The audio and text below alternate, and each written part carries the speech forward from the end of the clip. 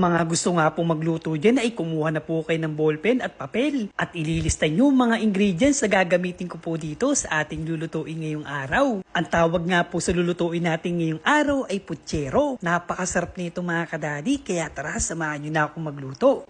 Unang ginawa ko nga lang po dito ay nagayak po ko ng sibuyas at bawang. Hinalo-halo ko nga po ito hanggang sa lumabas ang aroma. Pagkalabas ng aroma ay lagay na po natin itong manok at ito'y halu-haluin lang po natin mga kadadi para kumapit ang sibuyas at bawang. At lagyan po natin ng pampalasa mga kadadi, ang patis nga po. 2 kutsara nga lang po ang ginamit ko dyan at tinaktan ko nga lang po ito ng paminta. Kung umabot ka nga po pala sa video na ito mga kadadi ay welcome na welcome po kayo. Marami pong salamat sa mga bagong followers natin dyan. Mga nagko-comment nga po dyan ay hindi ko na po kayo maisa-isaan. Sobrang dami nga po nyo. Kung wala po kayo ay wala pong Daddy Mike dito. Nagtuturo na magluto para sa inyo. Tara balik na po tayo sa niluluto natin. Nilagyan ko nga po ito ng 1 cup ng tubig at nilagay ko na po dito ang ating saging saba. At nilagyan ko na nga rin po ito ng tomato sauce at ang pampanghang natin ay siling green. Optional lang nga lang po yun. At naglagay na nga rin po ako dito ng tomato paste. Nasa inyo na kung gaano karami ang tomato paste ang ilalagay nyo. Tsaka po natin ito halu-haluin ng dahan-dahan at pakukuluan nga lang po natin ito ng ilang minuto. Ang saging nga po kasi kaya inuna ko ay para lumapot ang ating sauce. Nilagyan ko na nga po ito ng pampatamis. 2 kutsarita nga po yan at tansyahan na nga lang po dahil nga po ang tomato paste at tomato sauce ay mapakaasim nga po niyan. At siyempre ilagay ko na nga rin po ito ang ating Baguio beans at sinunod ko na nga rin po itong patatas at inayaan ko na nga po ito ng ilang minuto po uli na para lumambot ang ating patatas at Baguio beans. Pagkatapos nga po natin ipakuluan ng ilang minuto, ilagay po natin itong pechay. Huli ko na nga po itong nilalagay dahil po masarap po ito pag ito'y malutong. Heto na mga kadadi, okay na ang ating putsero. Napakasarap at pwede na po nyo ito'y pakain sa inyong mga bisita. Ipapangako nga po sa inyong mga kadadi, siguradong balik-balikan kayo pag ito'y natikman nila. At ito na mga kadadi, kain na. Paki-favor naman po mga kadadi, pakiclick naman po ang follow para po sa mga susunod na upload natin, ma-update kayo. At ito na nga mga kadadi, luto na ang ating putsero, kain na. Pero bago tayo kumain, ilagay po tayo magdasal at magpasalamat sa Kanya dahil po siya ang nagbibigay ng kalakasan at blessing sa atin sa araw-araw. At sa mga gusto nga pong matutong magluto ay lagi po nyo kong subaybayan.